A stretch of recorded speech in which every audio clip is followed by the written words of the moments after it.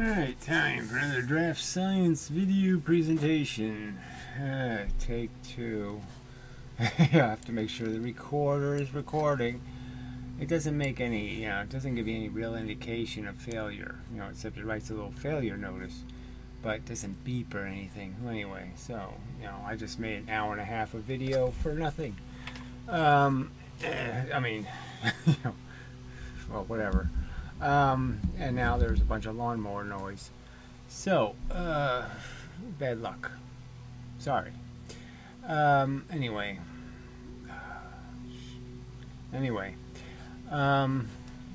So Zohar has made a video, and very nice. It's good that Zohar's interested in the subject. It's good to make videos, even if they're wrong, because you can just make a new one that's right, and so no problem. I don't have to delete too many of my videos because I'm not wrong too many times, but that's just the way it works out. Obviously some of my older videos I would probably take them down. I mean, I wouldn't redo them. I would just take them down, frankly, because the newer stuff is much better in terms of I already understand so much more about how things work, so they get better with time. But that doesn't mean you should have to get rid of the old stuff. People should understand the context and timing of things, but unfortunately it's YouTube, so people don't even do that. They watch some video I made 10 years ago, and that's as far as they go, and that's not too good. So I don't know what to do about fixing that. I suppose I could just make all the videos unpublished or something and then link to them, or I don't know, whatever. Doesn't really matter, not much anyway. Maybe there's a way of changing the description on all the video. Well, whatever. I could change the titles, I suppose. Old video, just old video. I got a better one. Go look at the better one. Anyway, all right. So we'll play this. It's an effort to explain. I don't know if it's like I said, it's not my style, not exactly how I do it, and it's got some bits in it that are just wrong. So sort of have to fix that, I suppose. I don't know if I can do anything about that noise. Alright, maybe I'll just pause for a while and see if the noise stops. Sorry about that. Alright, should be back. Yeah, it's still working. Okay. So we'll play some of this and then get to the points that need to be raised. It's good that, these arguments could be made by more people and in different ways, and all of that's good. But they also have to be made well enough, so they can't be picked apart and all that kind of crap. So, hey guys, so in this video we're going to be talking about one of the experiments that quantum physicists use quite often to just probably not best to start with a blank screen, but whatever. Justify their very irrational beliefs. Alright, so it's not so much irrational, it's just nonsense baby talk. It's not very good physics, not very complete answers, it's not a genuine story. It's way too many elements are fable-y. It's just talking fish kind of mush. They don't stay, they're not being rigid to their obligation, which is to be explicit and to match the details explicitly, completely. Very incomplete theory, very wishy-washy. Very whitewashy in terms of just saying things that aren't true, in terms of, oh, it's two waves and two waves interfere with each other and water does it and blah blah, and that's like somehow it's enough, and that's not even close to enough. And it turns out seems like isn't is like, and that always has to be emphasized. Because something looks like something doesn't mean it is something. Platypuses don't look like, that actually the theory I've been kind of talking about on my channel for a bit of time now, it actually has answers for this experiment and what's going on. Okay, so he does have matter spinning around, which I wouldn't do that to matter. Light is a little bit too regular. It's just a bunch of extras and then no extras, so you're just saying that you're going to have a field anyway, right? You're going to have a field of stuff, blah blah blah blah blah, field of stuff. This is the universe.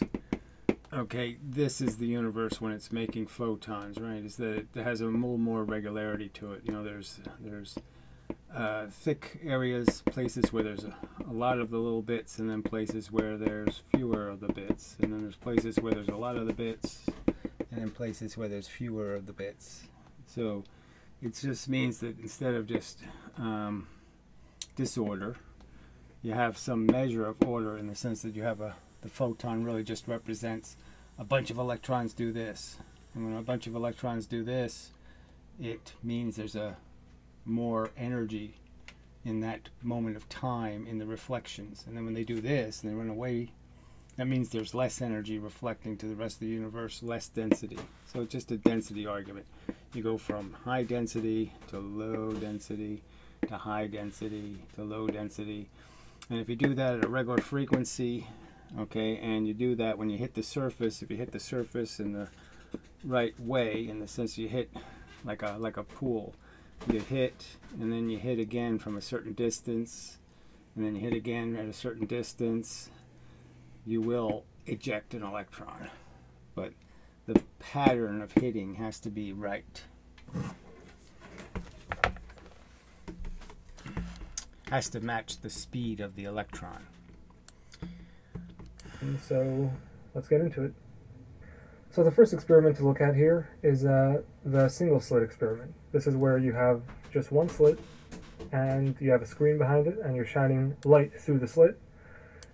So unfortunately, the way this evolved is Newton already discovered this phenomenon. Okay, so Newton already pointed out how you have these, that you have the phenomenon of this fringes that you can create, Newton's rings, however you want to describe it. And so Newton had done basically these two simple experiments. Put a little hair in front of light. The light goes at either side of the, and you get this pattern that's created because the light somehow goes in all kinds of directions and creates pattern. Okay. All right, bar, bar, bar, bar. You could say, okay, on, off, on, off, on, off. And then if I made a slit, an aperture, a hole, the same thing happens. It appears as though the light just spreads out and it does this pattern crap. Okay, now Newton didn't have an explanation exactly. I don't know whether he really dealt with the surface argument, but it's sort of obvious that you could sort of see that a small aperture, the difference between a big hole and a little hole, right, is if you're trying to put something in here of a certain size, you can see that the little hole, only one of them fits in there. This one, I can have it go here, or I could go here, or I could go here. Lots of the photons will get through without being broken, but if I try to shove something through here, I'm very likely to hit the surface. And so if the surface is causing this scatter, then obviously I'm going to create a lot more scatter when I have a small opening than when I have a big opening. Big opening, most of the photons go straight through, and you get, a lot less scatter by percentage of photons. So they didn't deal with these experiments, so what happened was Newton already discovered the phenomenon, and then Thomas Young came around and he just did the same experiment. He just combined basically the two experiments, right? He has the single impediment plus the slit, And the simple truth is that Young sat there and did something silly, which is to say it's a wave, okay, going through the opening.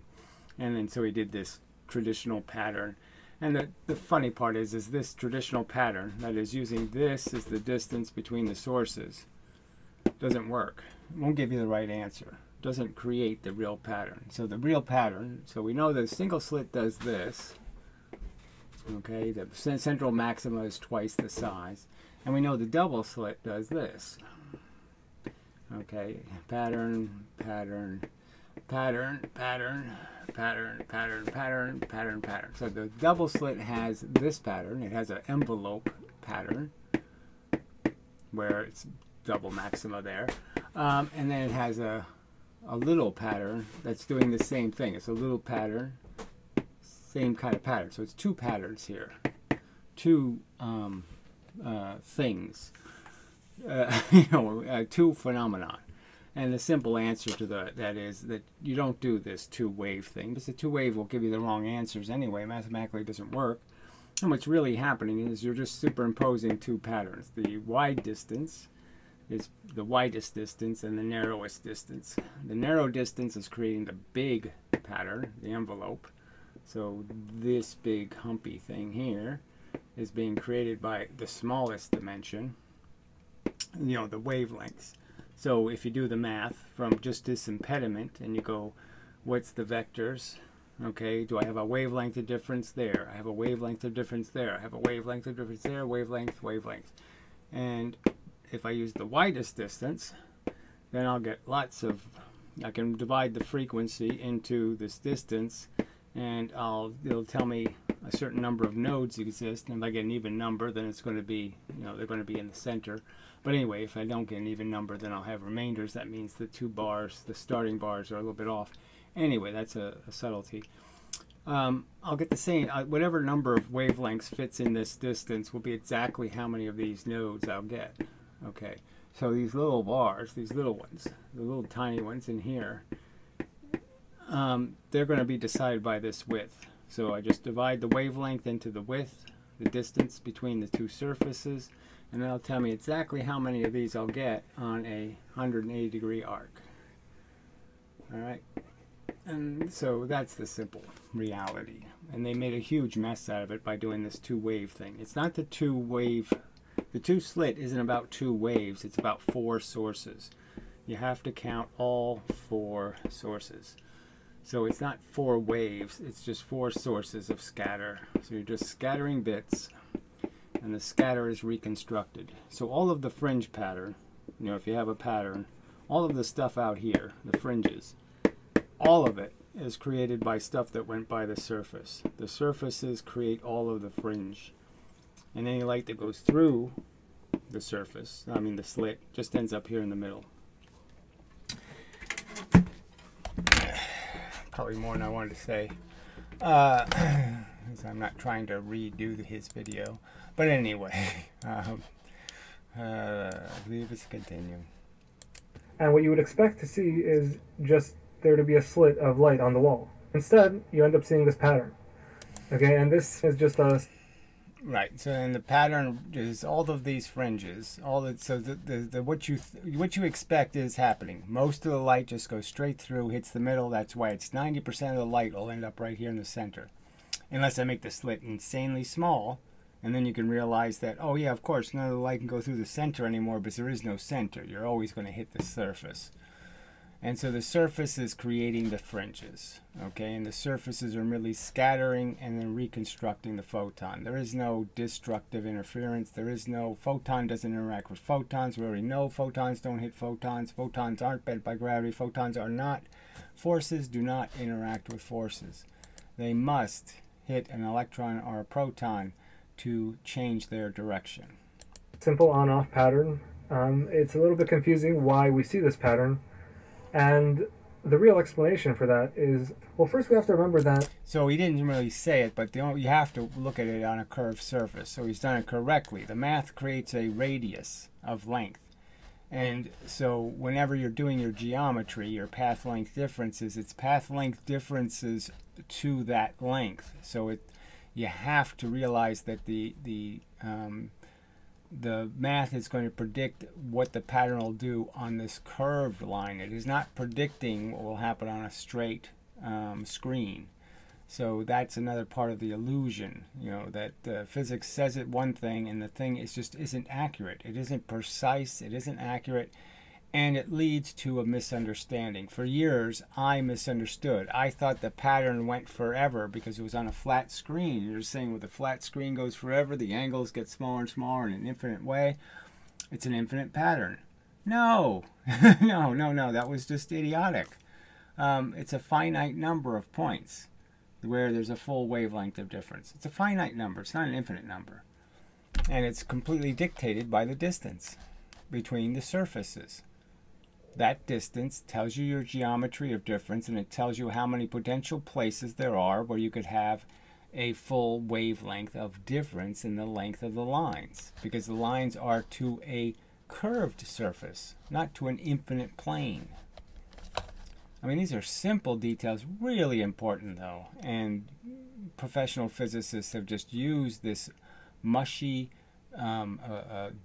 generalization, this vague, very vague drawings, very vague, it comes out right.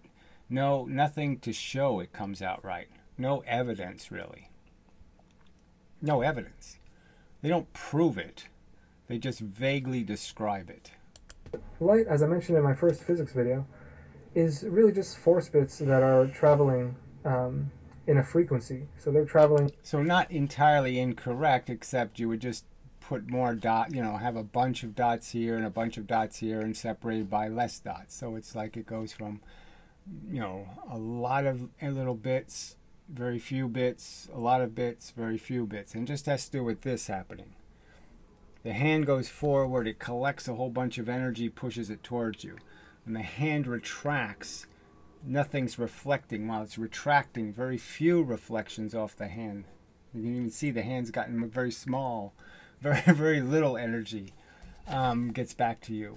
So it's lots of stuff pushed, less stuff pushed. Lots of stuff pushed, less stuff pushed. Like one by one. And the only way to detect light is to see these force bits one at a time. Kind of like So you don't see the force bits one at a time, so that's sort of not a very good way to say it. But the point to raise is that how do we detect light? Well, our eyeball uses it to convert the photons into electricity. A photomultiplier converts the photons into electricity. So the whole question of what is a photon is the part of the debate. The photon isn't a clump. It flies through space and has a frequency. You can sort of know this intuitively because, radio photons would have to be miles, 100-mile long particle. Very unrealistic. 100-mile long particle. No. Very realistic is that there's a grain of sand and then I wait a while and I throw another grain of sand, okay, and that has 100 miles between the grains of sand I threw, the extra bits I threw. That's very realistic. And the other question is a photon just one of these things? It just shows up and there I automatically know that's a 10 hertz wave. Well, I can't know that really until the other one shows up. So if there were waves on an ocean, you would know, oh yeah, it takes more than one wave to cause an effect. So more than one wave has to show up, more than one piece. So is the surface being hit by just one little bit and then that's turned into a photon? Or is the idea that a bit hits and then another bit hits and another bit hits? And that is what causes the electrical effect, that we measure. A charge, because you've given the electron enough energy. You've hit an atom, expanded it. The next atom expands a little bit more, and the next atom expands a little bit more because you're adding energy each time. So this atom expanded, which causes this atom to expand. Then you hit this atom, it expands even more, and then you hit this atom and it expands even more. So you can get the idea that you're expanding the atom, which means you're pushing the electron further away from the nucleus. And there's a certain point where you push that electron far enough away where it can be pulled away. And that's what a photomultiplier is taking advantage of. So a photomultiplier is basically saying you expand these atoms, you make an electron weakly bound instead of strongly bound. And if I create enough of an electrical potential here, across this surface to something else, I can easily pull that electron away. So if I increase the potential, say if I 100 volts, and I increase it to 150 volts, well, I'm going to get electrons that are maybe wouldn't leave unless I had that extra potential, right? So that's how you can make more photons, is just to sit there and create a less standard for pulling them away. So instead of being 10 miles from the surface for the electron to be pulled away, it only has to be 5 miles from the surface and it can be pulled away. So I can completely control how many photons I see by just changing how much voltage I have. If I just have 50 volt differential, then the electron has to actually get pushed pretty hard for me to be able to pull it. It has to be lifted to a higher point in the atmosphere, so to speak, for me to pull it away gravitationally, if I was to make it a gravitational argument. But the idea is the photon is a composite object. It's a bang, bang, bang, bang. That's a photon. Bang isn't a photon. Photon are composite objects made of bits of momentum, bits of energy. Same bits causing gravity and magnetism, by the way. So, continuing. In this simulation. So the first thing I'm going to show you guys is the simulation where I just show the middle force bits going through the center of the slit. These ones, basically, they're not really affected. This is how... I know, but you're not really showing that because you still have them going by the surface, and the ones going by the surfaces, and it would now be scattering. So little bits going by the surface would be scattering, and they'll be creating the fringes. So the only ones you can get through are ones that don't go near the surface.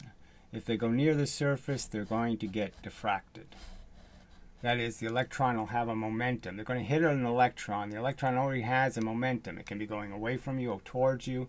And depending on which way the electron is jiggling in the surface, you'll go up or you'll go down or you'll go, in different directions. But the fact is you'll always go towards the surface or away from the surface. So that's why we use slits, is because it kind of forces the experiment to create this, and not create up and down. Because the electron is going to move towards or away from the surface. If the electron, is jiggling this way, the idea is yeah, you hit it this way, you go that way. You hit it when it's going in, then you go that way. So you can just, I hate to use an orbital, but let's just say the electron was orbiting. You can just get the idea that it's coming here, it's going out. Here, it's going back in. I would argue it's just jiggling on that curve, but anyway, it doesn't matter. It's really just going in and out. You catch it when it's going out, you end up going that way. You catch it when it's going in, you hit it when it's going back in, then you go that way. 90% of the light that passes through the slit gets through, is through the middle, just like that. And it doesn't really cause a pattern, but one thing that it causes in the pattern is that it causes the middle to be slightly more bright than the rest of the pattern. Right, it's obviously more bright, but the other key point is the middle is twice as big, more than twice as big, almost 3 nodes in size. And what's really happening is when you have less than a perfect, when the distance of the slit, see, these are subtle details. I really don't want to do all these subtle details, but this is where the real physics is in these subtle details. And it's a little boring, and it's a little, blah, blah, blah, but it's really important. I mean, really is important. So the point would be is if this distance of the slit, say it was 10 wavelengths, exactly 10 wavelengths. So I could fit exactly 10 wavelengths in here, in this distance, no remainder. It'll be different than when it's 10.5. So 10.5 means that if I did make an arc, okay, so if I took this and made this arc, and you understood that I'm going to make a line from here, and I'm going to make a line from here, and that's going to have exactly 10. Well, that means this will be exactly a whole node, a hold on node, right? But if it was 10.5, then you could understand that, oh no, I'm going to be halfway towards off. So I'm going to be like the node will be here. And these are the starting nodes, and these are a set distance going around. So you can understand that at the middle here, I'm not going to have a node here in the middle.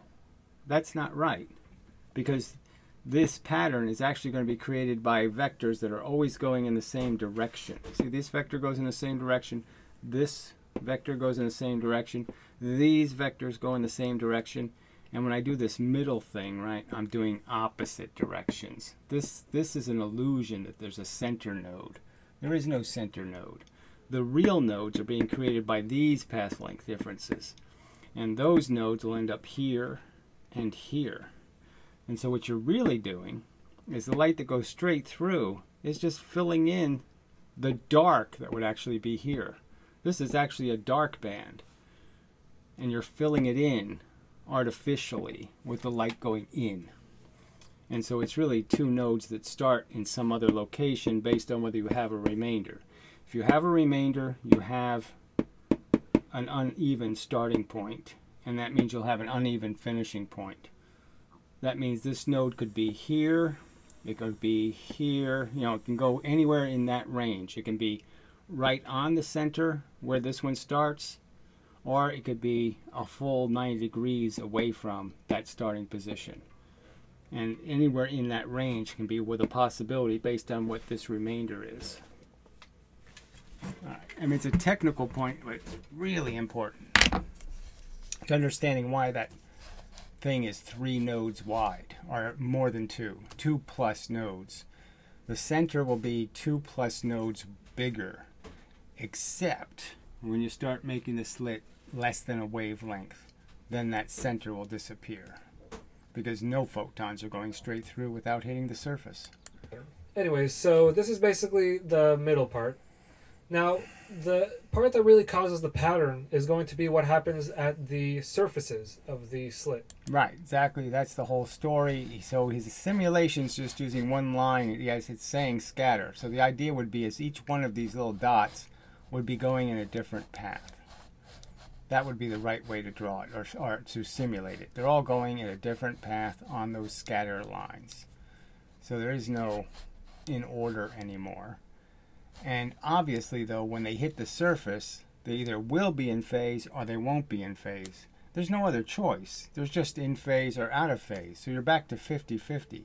So when you go to put them back together again, they're either going to be in phase or they're going to be out of phase.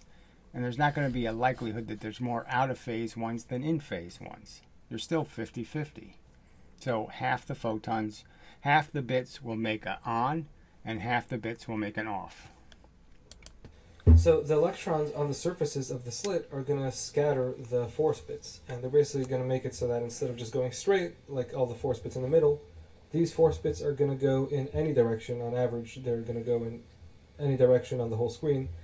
And what that ends up doing is that basically the force bits that are being scattered to certain locations will behave differently than force bits scattered to other locations. And let's just look at one. It's just about path length differences. So the ones, you only have two sources. So you're going to add up, what's this bit go? Where does this bit go? So these two hit the surface at the same time, and you're saying, where do they go?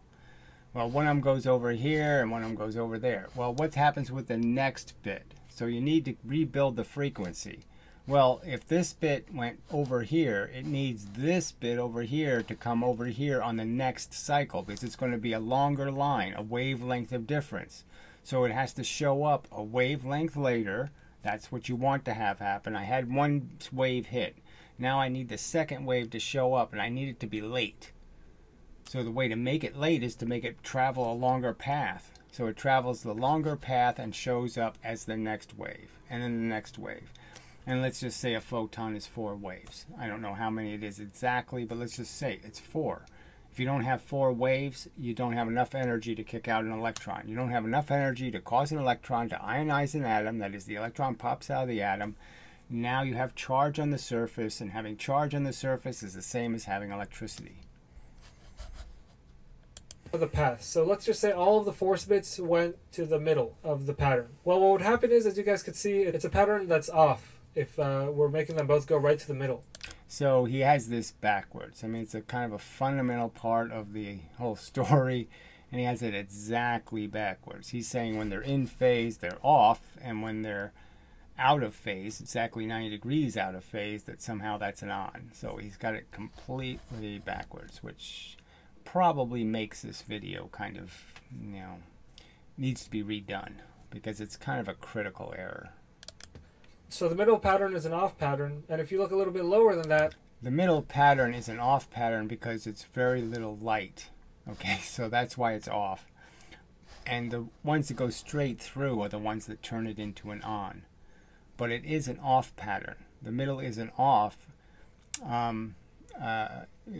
based on the fact that it has to do with these path length differences, and the lines have to go the same direction, not into each other.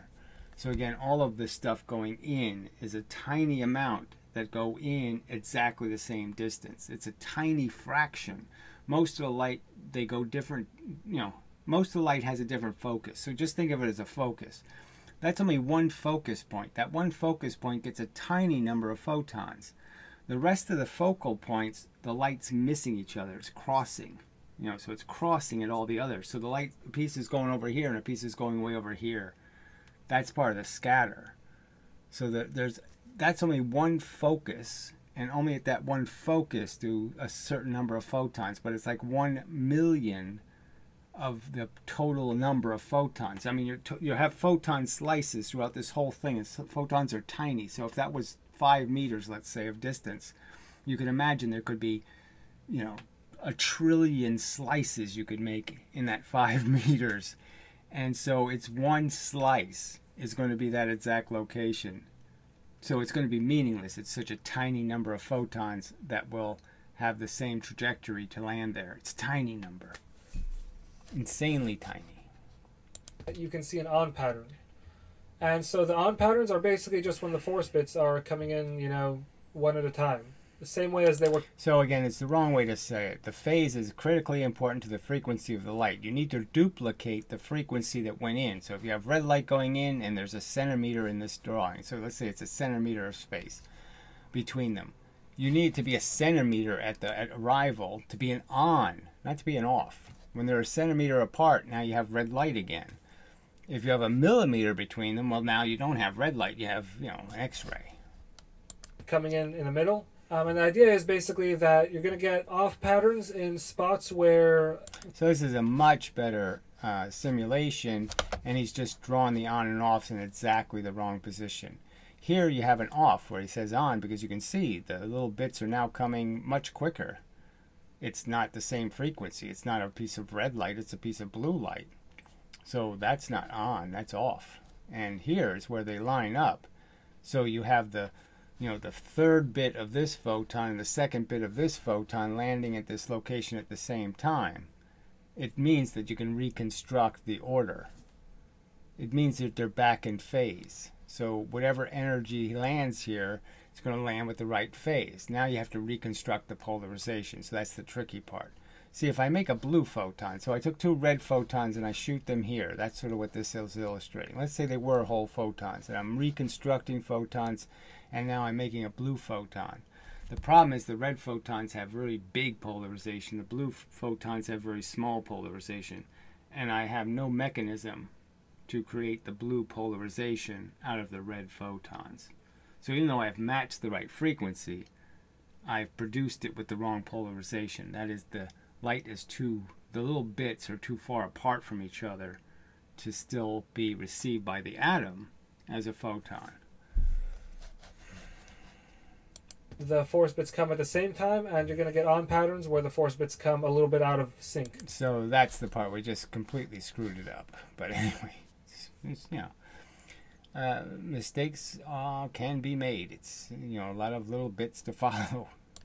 And they're hitting basically one at a time instead of coming in 2 at a time. So the 2 at a time doesn't mean anything, because again, it's just about path length differences and reconstructing a frequency. So you're just saying the energy needs to hit the surface with the right frequency and with the right polarization. That means it has to hit in the right order. It's like a I don't know, an airplane strafing or something. You can think of the bullets, and the bullets have to hit, and then the airplane moves to a new location, and the bullets have to hit again, and they have to hit again, because they're going to try to push something off a cliff, let's say. You know, or some, I don't know how to exactly metaphor it. But the energy has to be in order, and it has to be at the right frequency. And that's really the big thing here. So that pretty much causes this whole, you know, pattern that we see. So anyways, let's move on to the double. So it's not a perfect illustration. You didn't really show it reconstructing the pattern, but the idea is when they're back in phase, that is the phase of red light or the phase of blue light, whatever you're using, it will remake the photon out of pieces that came from both surfaces. So both surfaces are throwing pieces. At certain locations, the distance will be a full wavelength of difference, which means they'll be back in phase, which means you'll see them as the right photon again. It's an experiment. In this experiment, what ends up happening is that there is 2 kind of patterns. So the 2 inner surfaces are going to produce a bigger kind of pattern. All right, now it really doesn't matter whether inner surfaces or outer surfaces. The real point to stress is that the distances between the surfaces, you know, mathematically there's a d here between the distances. And what you're really just looking for is the 2 closest surfaces will create the biggest envelope pattern, and the further away, the 2 surfaces that are the furthest away are going to be accountable for the little bars inside of the envelope. And that's the math that works. So you're really just combining 2 two source experiments. You're taking two source experiments, a single impediment and a single slit experiment, and combining them. And whichever one has the smallest distance will create the big envelope pattern. Whichever one has the largest distance between the surfaces is going to tell you how many bars there are. There's only a certain number of bar positions possible from any two sources. If I use two waves, that means I have the point source in the middle of these openings. That d, that distance, won't tell me where these bars are. It'll give me a completely different answer. It won't be the same as any of the other distances in the real double slit experiment. The distance to this middle and the distance to this middle, that distance will be neither the distance of the impediment or the distance of the widest. It won't represent the real sources, and therefore it won't define the size of these bars correctly. You won't get the right answer. Basically, this pattern is going to be just like the single slit pattern. So you should draw them all together, waving. You're doing the scattering thing, just to point out the double slit is the four source experiment. The single slit is the two source experiment. The single impediment is the two source experiment. It's just about sources, and the surfaces are the source of the diffraction. Except that it's a little bit more stretched out. And then what happens is it's mixed with the pattern from the outer slits. And the outer slits make the same exact pattern as we saw. So just to improve this a little bit would be to point out these bars are going to be bigger, much bigger. And the point is only where it's green on green will you see a photon. So there's really going to be no bar here, and there'll be no bar here. It's only where there's green and green. You need all four sources, or you won't have enough pieces to make photons. So if only two of the sources are producing, you won't see any pattern. If the other two sources produce, you won't see any pattern. You'll only see the pattern when all four surfaces are making a contribution. So where green on green, you get a photon. Green over here, but blue in here, no photon. So it has to be a line where it hits both greens. That's where you'll see a photon, and anywhere where it hits a blue, no photon. No visible photon. The energy still hit there, lots of energy hit there, but it's not in a form that will be received as a photon. Just as if I send a radio signal out at uneven megahertzes, okay, hertzes, megahertzes. So if I create a radio signal that goes 20 hertz, 50 hertz, 900 megahertz, 40 hertz, you know, each piece, each node of my signal is a different frequency. No radio receiver on Earth can pick it up. The energy is still going to hit antennas, so my signal is still going to go out into the world. I'll pump it up with kilohertz of magnitude, megahertz of broadcast power, and it's going to vibrate antennas and do all that stuff, but none of it will be receivable because it won't be obeying the rules. And the simple fact is all the energy, none of it ever is destroyed. It's still hitting the dark spots. They're still getting hit by energy. It's just not obeying the rules to be seen as a visible photon.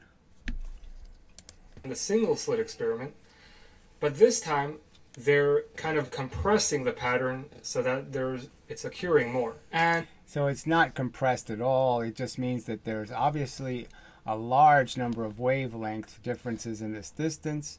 So therefore there's lots of nodes where you can draw the two lines and it's one wavelength of difference, because you've made the base wide. I make the base wide, I create lots of more vectors that will be a wavelength of difference.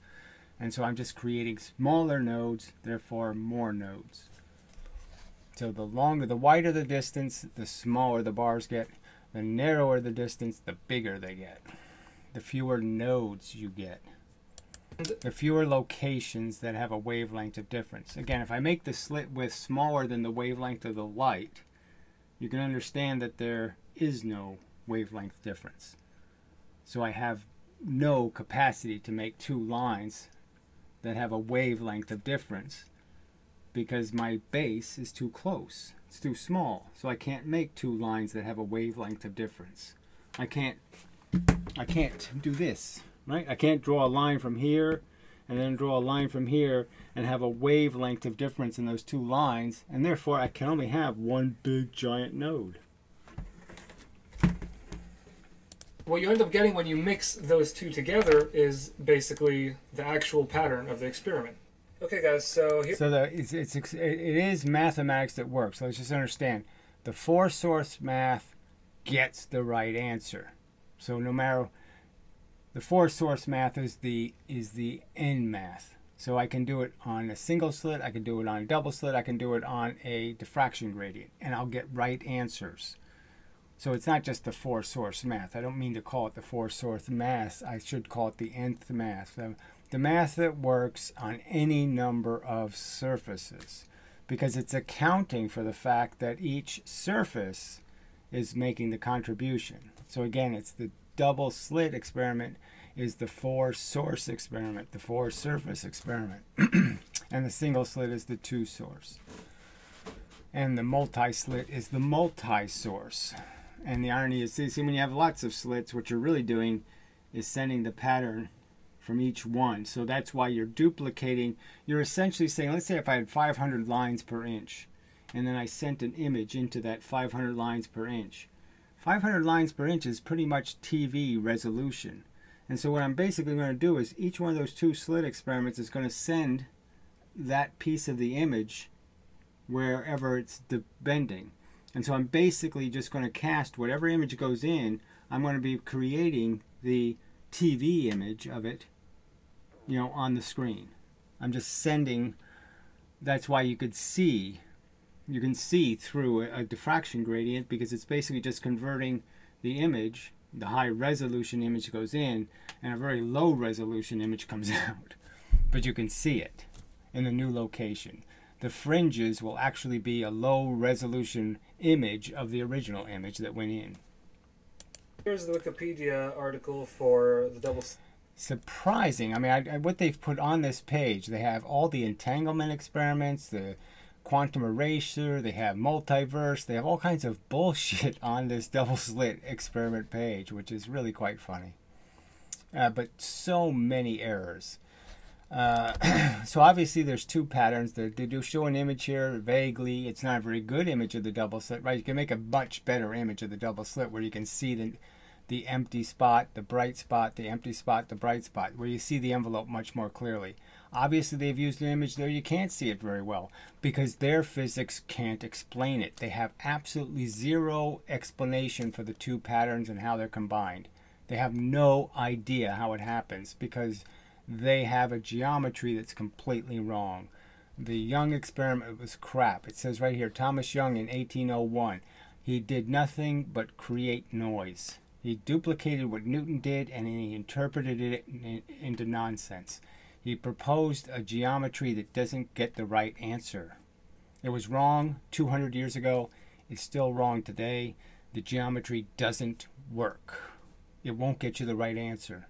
Young's math fails. Good experiment, and if you look at what it says, I mean, it shows a picture of the experiment. But yeah, as you can see here, they have other pictures where they're trying to show the cause. So this is more Bohm, you know, where, again, they have all these different theories. So Feynman's basically the world is randomized. Doesn't matter whether the photon goes right next to the surface or goes right through the middle. It's the same probability nonsense. The probability God screws with the photon. Okay, so they don't take any account for real variables. So they're basically abolishing any variable being responsible for the effect. So there is no cause of the effect except the random God says randomize. This other theory attempts to say, oh no, the physical mechanics have something to do with it, but again, it's just duplicating the Young mistake. Two waves can't create the outcome. So the two-wave theory fails, and that's all this Bohm thing is using, is two waves again. So it still fails. Of the experiment, and it's pretty much just, I don't know what this is, you know, it doesn't really show what's going on basically. It's a version of Copenhagen, sort of. It's halfway between Copenhagen and Feynman. All right, so there they had a picture of the single slit and the double slit, but they used a version of the single slit that's just a complete lie, right? The single slit doesn't have one node. That's not what happens with a single slit. It's lots of bars. So they're just creating an illusion that isn't representing the real experiment. So the real experiment, single slit, creates maybe 100 bars. You can have 100 nodes and see them. Double slit could create the same number of nodes, and they're separated in the envelope pattern. That is, there's two patterns. So I'll show that again. So you can see that you can almost see it. Like I said, this isn't a very good visual representation. So again, they keep trying to avoid showing you the envelope pattern because they know they can't explain it. But it's clearly visible. Anybody who's done the experiment knows, no, this is bright, and then this is bright, and then this, you can see the two patterns very, very clearly. Yeah, they have some more pictures of the results of the experiment, but still no explanations of the cause. So again, this is a little bit too vague a critique of the entire page. So it does go, the page I'm sure does reference the Frentenhauser mathematics where the four sources are used, and that's the mathematics gets the right answer. Okay, the simple jamming style mathematics, that is where you just say, I'm just going to pretend there's two waves that pop out of here. That doesn't get the right answer. It only gets the right answer in the single slit because obviously in the single slit it is two sources. So when you draw your lines from the surfaces, you're just almost overtly conceding the point. The surfaces are creating the geometry. I mean, whenever they diagram the single slit, they diagram it basically exactly as I'm arguing because that's what works. And they have this weird simulation that they're saying, but it's... Well, obviously, this is just all made-up theory of theirs. This has nothing to do with reality. Like the detector experiments that never took place. I don't know whether they still mention the detector experiments in the Wikipedia page, but clearly they never happened. No one ever tried to detect a photon. Never happened. No one can do it. It can't be done. And you can't even do it with an electron. You can't see a single electron move through space. Because as soon as you hit it with a photon, you change where it's going. Like it doesn't actually make sense, like it's a simulation of a particle wave function, double slit experiment, the white... Yeah, it's just completely made up out of their fables. So they might as well just show you a simulation of a dragon and then say dragons exist. No, they don't. Blur represents the wave. The whiter the pixel, the greater the probability of finding a particle in that place if measured. And the probability just has to do with anything. A light bulb has a probability. Well, the fact is every little bit coming off of that light bulb is an individual bit, all right? And it has its own little destiny. But when you add them all up, they're going to average out to something. And that is the same number of them are going that way, is going that way, is going that way, is going that way. So it's going to equal out over 1 trillion photons. But each individual one is not doing the average. So they have this obsession with finding the greatest, or there's a probability of finding a particle in this place if you measure it, which is just kind of a bit of nonsense. Well, the whole entanglement argument and superposition argument, none of those exist because none of that makes any sense anyway. That the photon turns into two wavitons, and then the wavitons interfere with each other, and then the photon lands where the wavitons have decided it should be. Yeah, it's a dragon story. It's nonsense. Yes, there's no evidence really supporting it. And there's an easier, better, simpler, rational explanation. So we're just going with myth versus reality. The fact is there's bears in the woods. The fact is there aren't Sasquatches in the woods. But sometimes bears can do things that make them look like Sasquatches. It doesn't actually work that way. You find particles where they are. They're not a probability of finding them there. There's just kind of particles in certain places, and it's all geometry, math, algebra. So yes, it all comes down to the fact that yes, there are predictable elements to the pattern. The pattern doesn't look like Daffy Duck. The pattern's not going to look like a platypus. The pattern has rules, and we can understand some of those rules. But the rules aren't the cause. The underlying physics is the cause. The variables are what cause the effects. And the variable in this case is surfaces, and surfaces are covered in electrons, and electrons are already known to bend light. I mean, if I have a surface and I go through it this way, I know the light's going to get bent. Say this was transparent material. I know the light's going to get bent.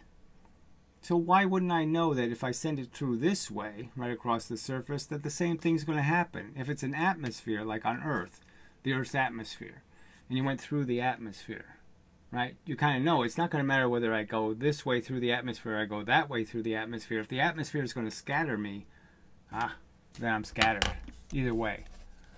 And so you're just saying, of course, photons get bent when they go near a surface because they're going to hit electrons, and electrons already have momentum of their own, and that's going to change the momentum of the reflected photon.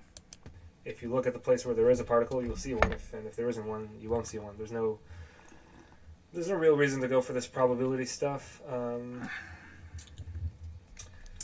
Yeah. The probability stuff is accurate, and that it's so obvious. It's an on-off pattern. You can only be in phase or out of phase. Those are your two choices. There's not a third choice, which is, Saturn. No, there's in phase, out of phase, in phase, out of phase. So obviously the probability is going to be pretty simple. It's flipping a coin kind of probability. Then they talk about a couple of variations of the experiment. They just kind of... Very complex variations that depend on things like beam splitters, which they don't even understand. Beam splitters are actually slit experiments. Obviously, the thing that goes through the slit gets bent. The thing that bounces off the surface doesn't get bent. I mean, in the sense that change its angular path. So, I mean, they don't even understand how that stuff works, and yet they're going to say that this complex experiment demonstrates the function of the simple experiment. Who believes that? Nonsense is the argument to that. Fail to do a good job of showing you too much, they're just kind of showing you at best the pattern, and at worst kind of just complicated diagrams that don't make sense. I mean, this near field intensity distribution, it's similar to that simulation, and this is based mostly on a kind of Huygens theory of multiple wave sources. So they're using thousands or millions of sources inside of a slit or something. It has nothing to do with that. It's kind of it's like pretending the pattern is coming from the wall or something. It doesn't... I don't know why anything would come out of the wall, so... Right, so right there we're dead... all the two source arguments are fail. They're lies in the sense that they never did the experiment and they never mathematically proved it. You'll never mathematically prove it because it can't work. If you draw the geometric lines, they won't produce the pattern you actually see. The geometry is wrong. Okay, two sources does not explain the double slit. And the only way you can make it work is if the slits are either less than a wavelength thick, or the single impediment is less than a wavelength thick. So you're talking about insanely small things, things that are smaller than a hair. And so why would you do the experiment that way? No one would do that rationally. There's no reason to. But the reason is that that's how you abolish the double slit pattern. So the double slit pattern only means something when you have surfaces that are more than a wavelength apart. If there's surfaces less than a wavelength apart, you can sort of understand there's no geometry to ever create destructive interference or constructive because the pathways can't produce anything. There's no wavelength difference. There's not a point somewhere where there's a wavelength of difference. So I can't create a single point where there should be an on photon in the sense that there won't be a single place where they constructively interfere. So I basically turn the double slit into the single slit when I make the impediment really thin, thinner than a hair, or when I make the openings thinner than a hair. If I do one of those two things, I destroy any hope of having a pattern that's going to be double slit pattern, and I convert the experiment back into a single slit. Then you have a simulation that looks kind of like the one I made, and then there's a couple more just kind of pictures and stuff. Again, two waves, wrong math. Look at the pattern. So they're talking about the double slit pattern, and do they show you the envelope pattern, the two patterns, the pattern within the pattern? The most important feature of the double slit experiment is the fact that there's a pattern inside the pattern. So they killed the most important feature of it and then say, look, we have figured it out, when no, you haven't. So again, any two-wave theory will fail. It's a four-source experiment. Must be understood as a four-source experiment.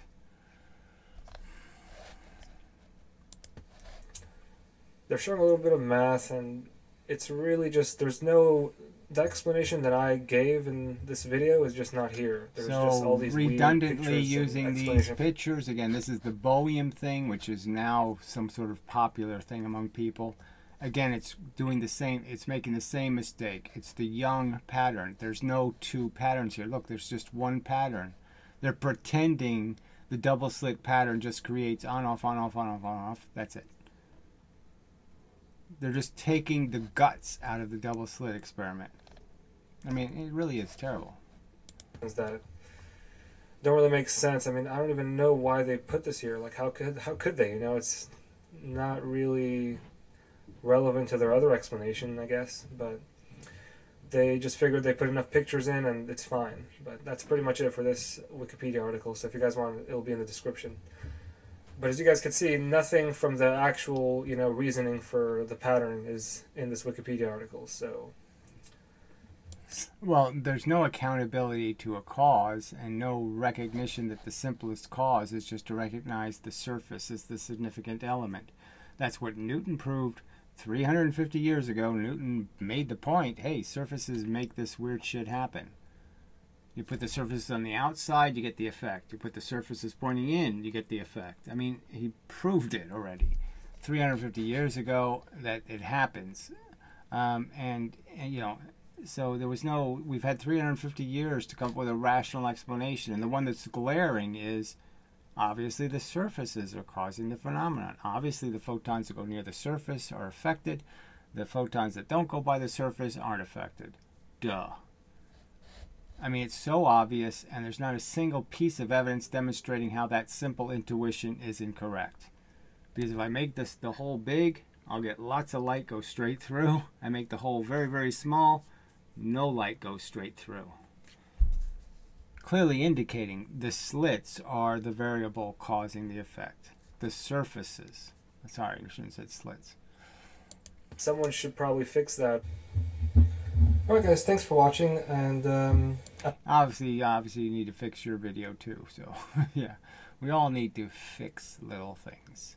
I would really like to thank Gary for teaching me all this stuff 8 months ago. You guys can see in this video, he pretty much taught me everything. If I drew it with string, so I just took a piece of string and I tied it to the two surfaces. So this is just illustrating the number of point sources, the number of places where you can have a full wavelength of difference in the path is limited. There's only, I can put them as notches right on that piece of string. There can never be an infinite number. There's always a finite number, and it's exactly the same number that fit in the base difference. So the base, whatever the distance of the base is going to tell me how many places I can have a full wavelength of difference. Because I'm just making triangles, and triangles have these geometrical rules. And then I put a nail here, you know, and I just move the string on this arc, right? So the string can't get any longer. All I have to do is put notches on the string. And as I move the string over, this notch will be here, then this notch will be here, then this notch will be here. As I move the string, you'll see the notch keeps moving. And that's the same thing as saying, where are they in phase? Okay, I think that just explained it pretty well. Okay. So the scatter, it's just you're inevitably going to put the photons back together whether you like it or not. You don't have to do any work. They're going to automatically do it just because the distances are going to be. And if you guys want, the simulations are all open source. Everything is available on my GitHub. You guys can access it. It's linked in the description. Okay, so very nice, blah, blah, blah, blah, blah. All right, so in the first video that, you know, didn't render, didn't record is what happened. Anyway, I had read Stephen Bro's comments. Okay, so he's just trying to point out the simple error he made, but he does it the Stephen Bro way, which is to add all this extra crap. A lot of extra crap. Anyway, so I read all that in the first one, but maybe we'll get around to it. All right. ironically, Zohar didn't really get that Stephen's actually correct. You did make a mistake. But anyway, so, you know, no point in going into all that. But anyway, look, it's great that Zohar makes these videos. It's good that somebody else is interacting. Yes, and it's good that we always catch each other on errors and mistakes, inconsistencies, all of that stuff. Everybody should be doing that to everybody. Unfortunately, the world only does it in one way. You know, everybody does it as a gang, and they only pick on the other people, and blah, blah, blah, and they never do any self-inspection, and blah, blah, blah, blah, blah, so the whole thing turns to shit. So anyway, I have to make another video anyway, because this other guy commented on the double slit again. Interesting news is this other guy who is a physics PhD student, I am interacting with him, so we'll see. He does seem to have some will to discuss actual elemental physics subjects, and so we'll see if I can bend him to some of those arguments and see if he has anything to add. Or whether he's willing to make it public, or I don't know. I have to see what his rules are for engagement. But anyway, so, and then this guy is trying to reassert the same stupid point about what's happening with these two hump things that I've pointed out 4 million times are not getting magnified by the distance. They're happening inside 1 millimeter. It's not relevant. Keeps bringing it up. But whatever. So, yeah, so till the next time, we'll, you know, just leave it there as enough of a video. So, yeah, shorter than the first video. See what it was. How long is it? Oh yeah, this was over an hour anyway. So the first video really was long. Anyway, but yeah, an hour of video is plenty. All right, so this one looks like it has recorded successfully. So this has been a DraftScience video presentation. Till the next time and such.